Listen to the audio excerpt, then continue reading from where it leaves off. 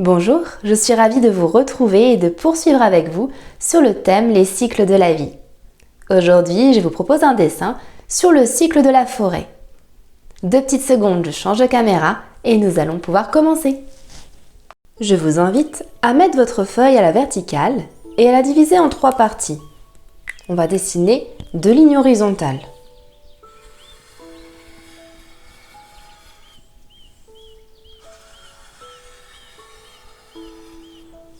Et nous allons commencer par la première partie située en bas de notre feuille.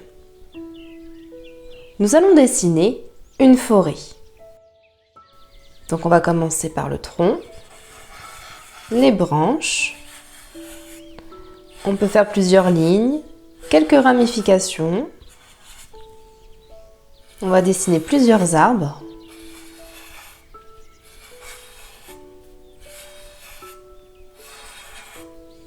Je vais en faire 3.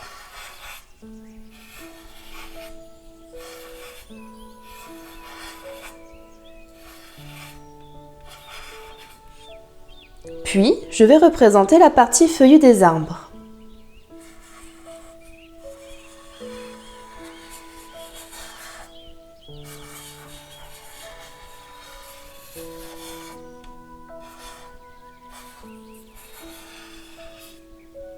Voilà, il y a différentes tailles d'arbres.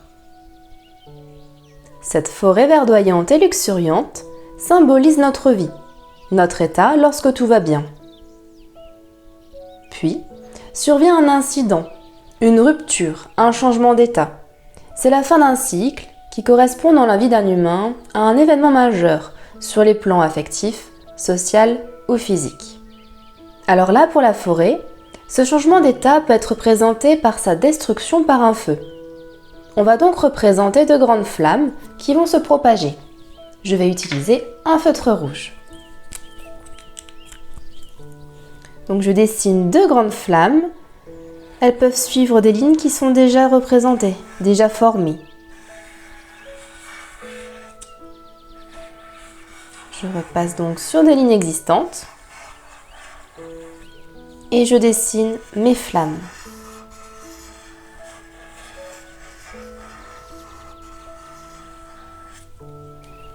Cette phase symbolise les petites morts de l'humain que nous expérimentons tous durant notre vie.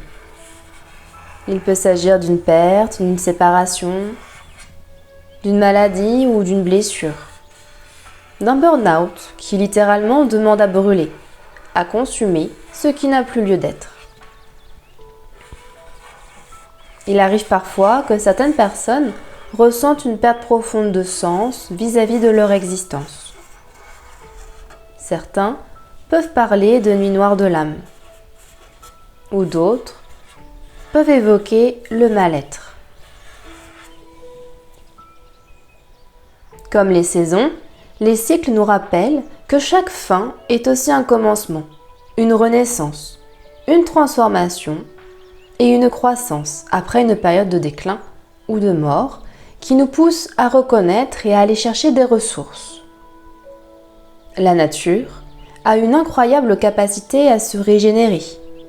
Et même si le feu détruit, dévaste des forêts, il peut agir favorablement pour certaines espèces de végétaux. Et immédiatement après l'incendie, la forêt entame un processus de régénération. Par exemple, les graines de séquoia ne souffrent que grâce à la chaleur d'un feu, tout comme les graines de cyste. Nous allons donc les dessiner.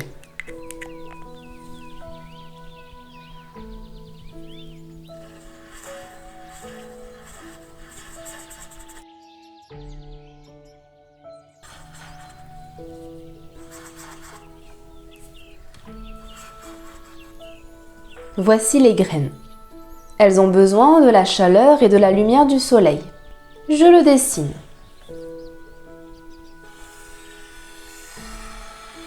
Voici un cercle pour représenter mon soleil. Je le neurographie pour lui donner de l'énergie.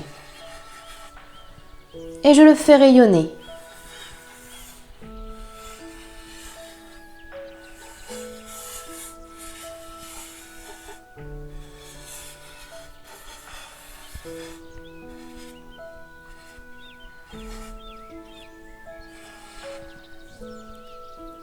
Voilà mon soleil. Les graines ont également besoin d'eau, l'eau des nappes phréatiques et l'eau de la pluie. Alors on va dessiner des nuages et la pluie. Donc je fais des lignes pour les nuages. Voilà, il y a plusieurs nuages. Et je fais la pluie.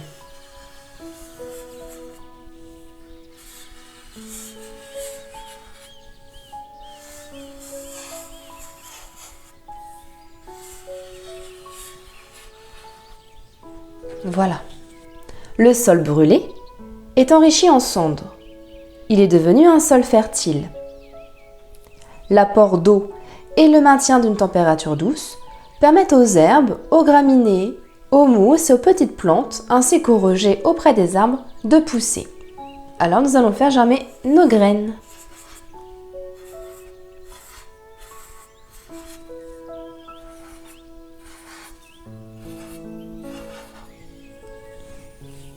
Des arbres vont alors pouvoir se développer.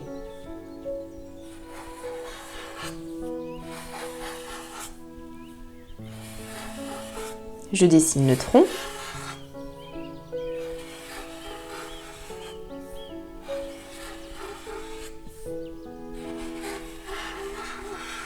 Les branches.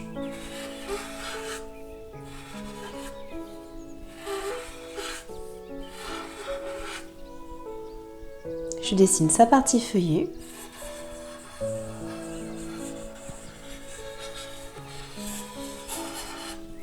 Je repasse dessus pour bien le voir.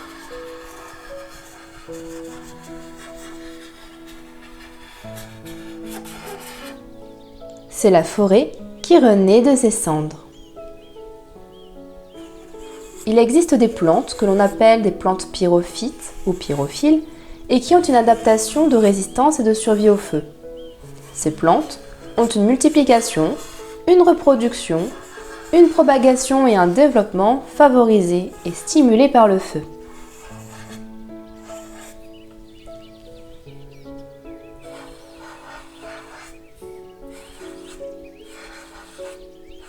Certains arbres ont une écorce tellement épaisse qu'elle agit comme une barrière protectrice. Cela va permettre à l'arbre de se régénérer, ou en tout cas de régénérer ses parties aériennes après l'incendie. C'est le cas par exemple du niaouli, du pin, du chêne-liège ou des séquoias géants. Nous allons maintenant arrondir pour lier et uniformiser notre dessin.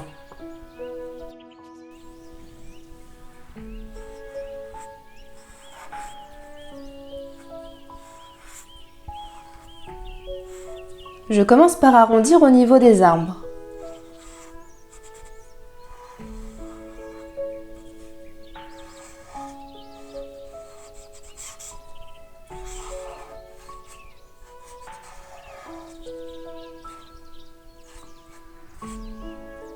Durant la première année, se crée alors une prairie qui va s'étoffer. Il va y avoir davantage d'oiseaux, des petits mammifères et d'autres insectes qui vont coloniser le milieu et favoriser l'apport de nouvelles graines.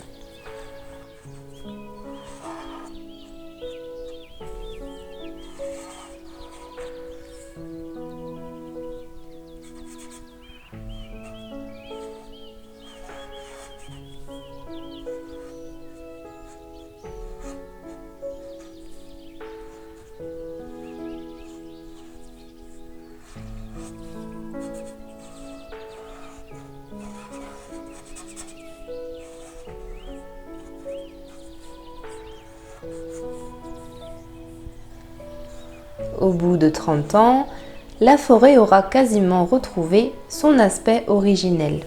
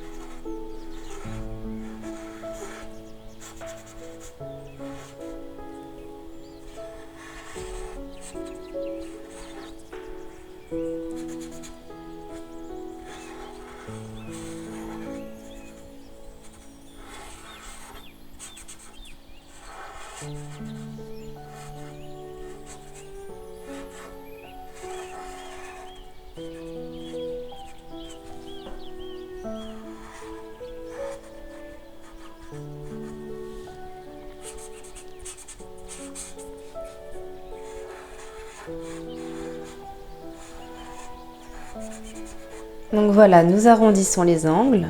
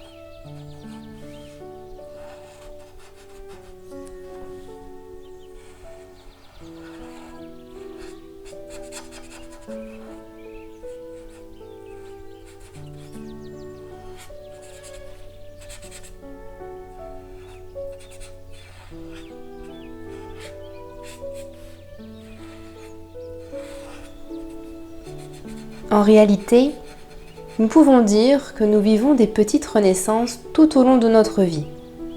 Après une épreuve, une rupture, ou même chaque matin au réveil. Sans oublier qu'à chaque instant, des cellules de notre corps se renouvellent.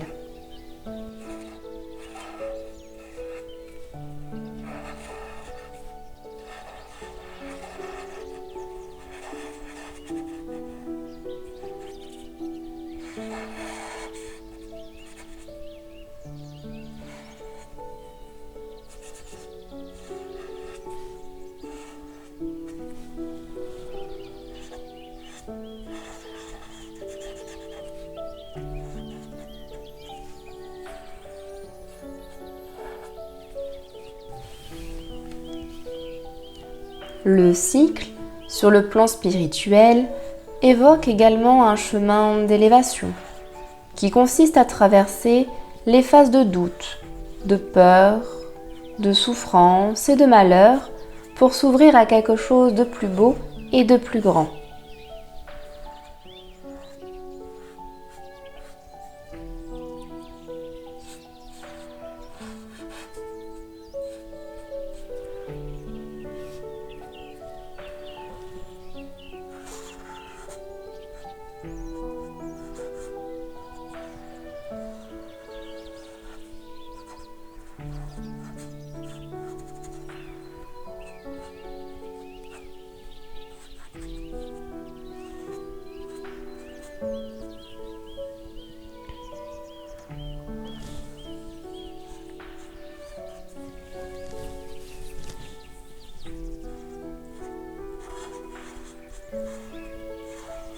En contemplant les cycles, nous découvrons la danse perpétuelle de la vie.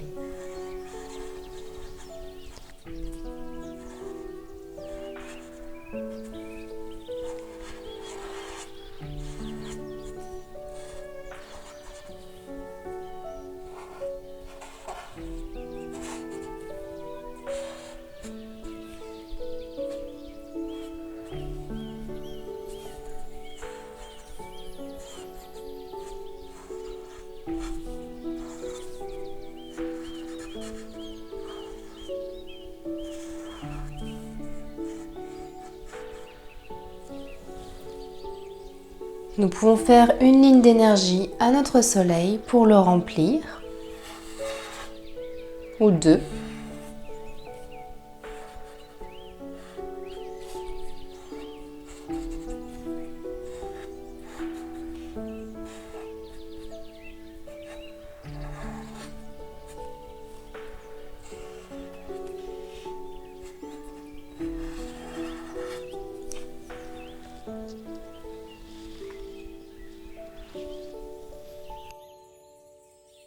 au niveau des flammes, nous pouvons arrondir avec le feutre rouge.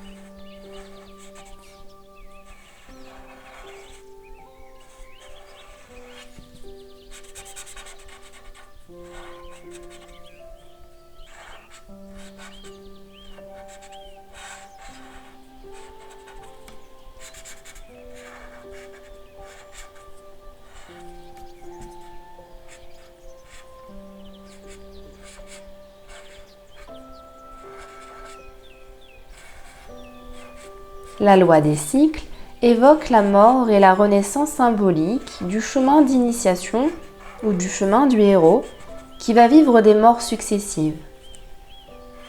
Au cours de son périple, il devra abandonner une partie de lui-même. Ce détachement, souvent douloureux, lui permettra d'entrer dans un nouvel état de conscience, plus éveillé. Il faut donc accepter de mourir pour renaître.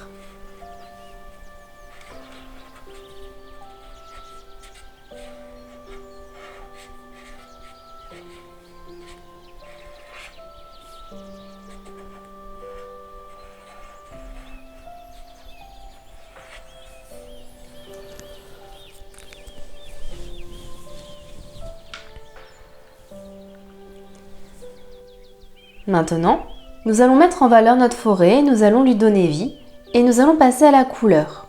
Je vais commencer par colorier le feu.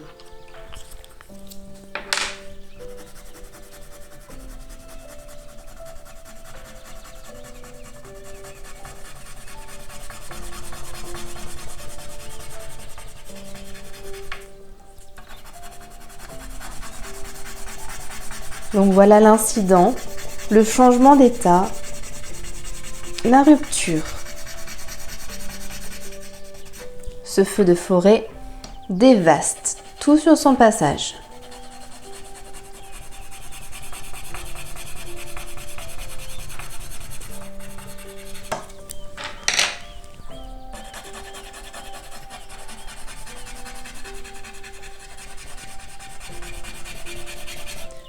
Je vous invite à colorier comme bon vous semble.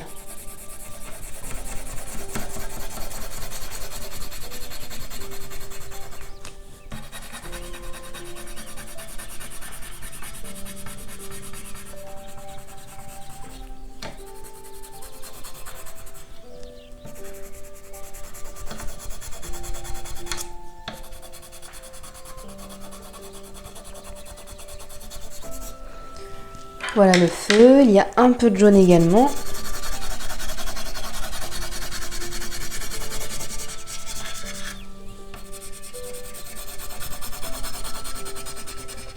Voilà le feu dévastateur. La petite mort. Maintenant, je colorie le soleil.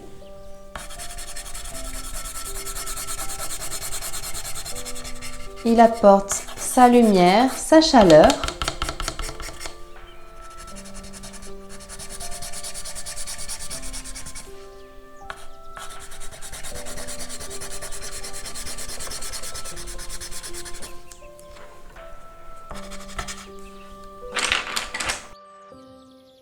J'essaye de retrouver les flammes que j'avais dessinées au départ.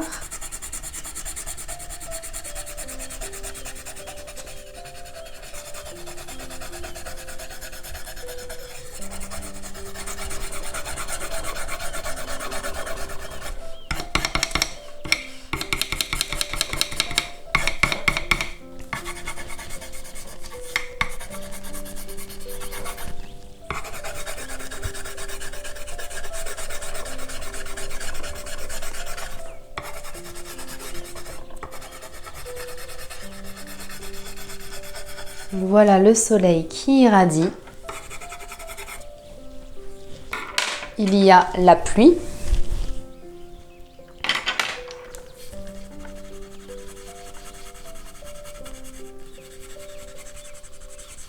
Donc là, je colorie les nuages.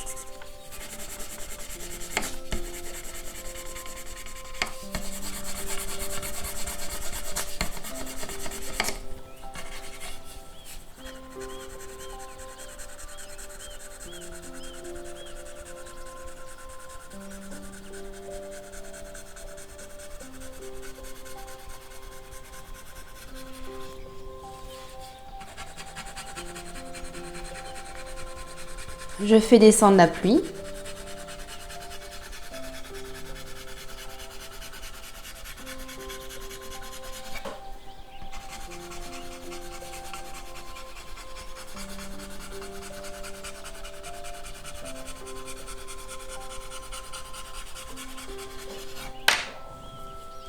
Il y a également de l'eau des nappes phréatiques.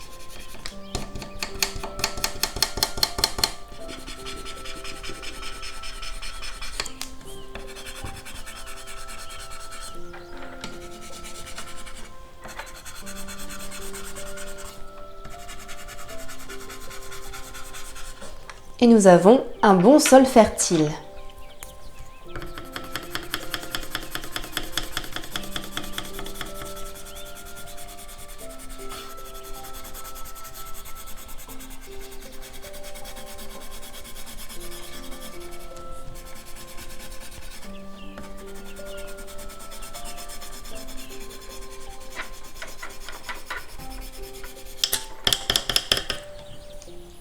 Grâce à ces paramètres, les graines vont pouvoir germer et les arbres vont pouvoir se développer. Voici les herbes, les plantes.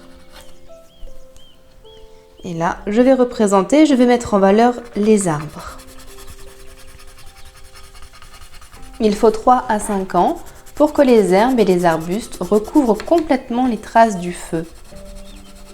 Cela va laisser place à une prairie dense. Entre 10 et 20 ans, les arbres vont atteindre entre 10 et 20 mètres. Nous pouvons jouer avec les nuances de vert si nous le voulons.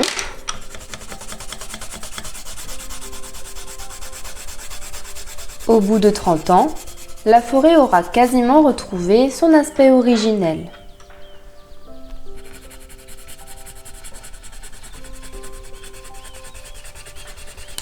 La couleur verte est associée au printemps, à l'arbre, à l'élément bois et symbolise la curiosité, le mouvement, la croissance.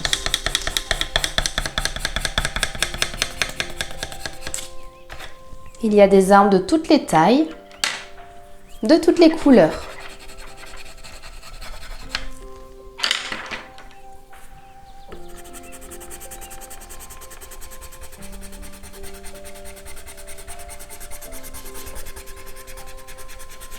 Après un incendie, dès les premiers mois, les arbres morts ou affaiblis deviennent une source de nourriture et un lieu de ponte pour les mouches et les coléoptères.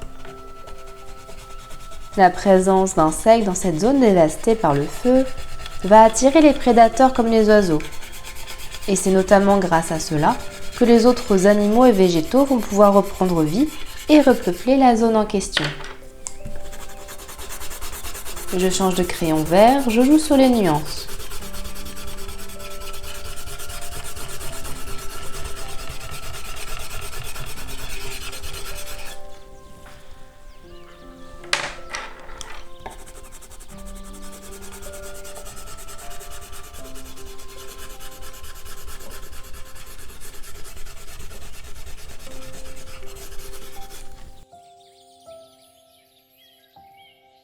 Nous pouvons colorier en marron le tronc de l'arbre.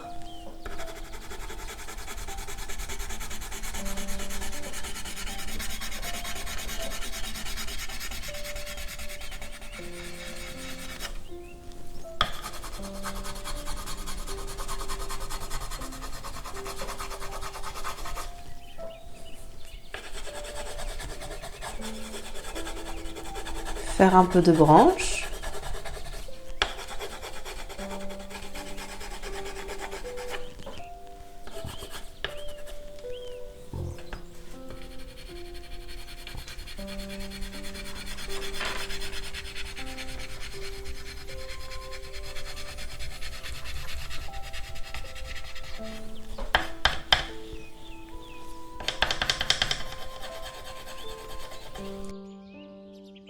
Si dans certains espaces il manque de lignes, il manque d'énergie, n'hésitez pas à en dessiner.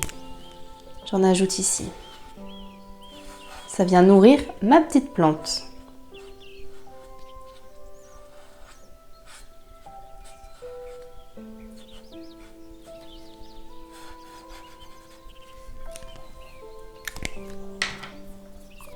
Vous pouvez laisser des espaces vides ou alors remplir entièrement votre feuille de couleur.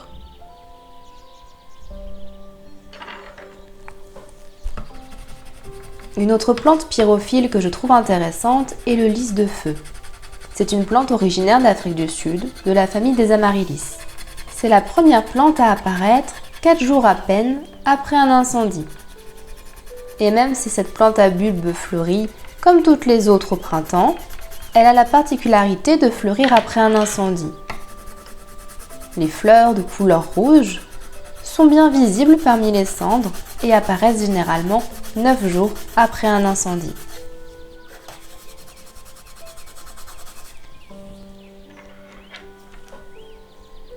Je vais colorier un ciel bleu. Si vous souhaitez découvrir, apprendre et comprendre les bases et le fondement de la méthode Neurographica, je vous invite à suivre la formation utilisateur que je dispense et que vous retrouverez sur mon site www.conscience-com. Le lien est dans la description sous cette vidéo. Et je vais accentuer les nuages.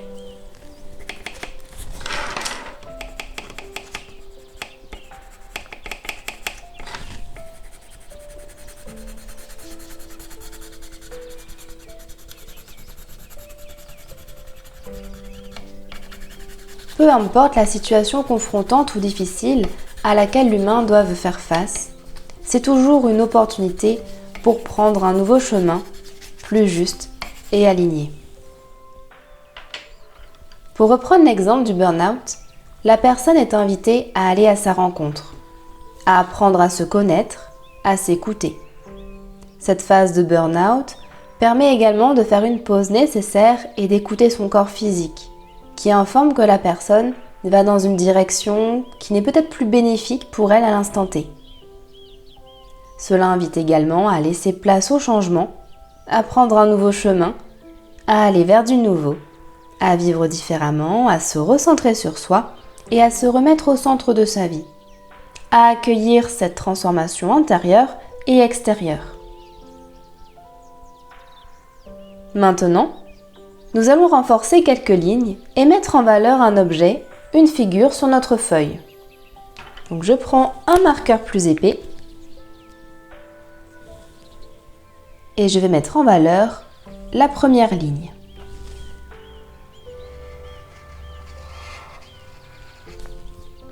C'est une ligne pleine d'énergie. C'est un soutien, car nous sommes tout le temps soutenus. Peu importe ce que nous vivons, nous sommes toujours soutenus.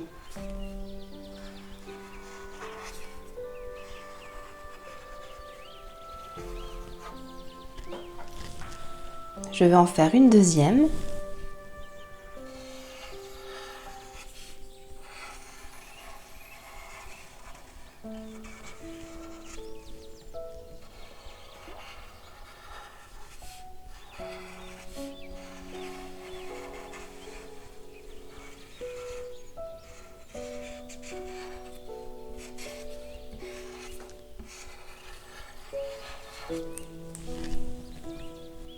Et je vais repasser sur le contour de l'arbre qui est au centre de ma feuille.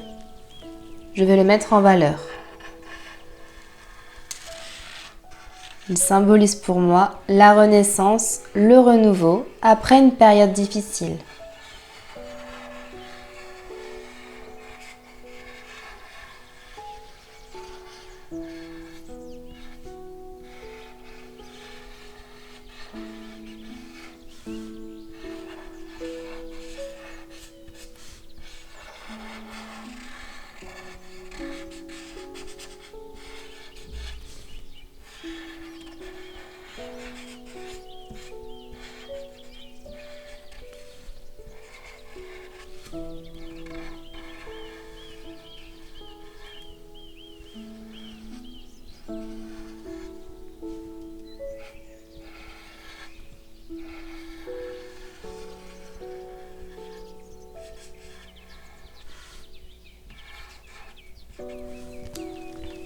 Et voilà.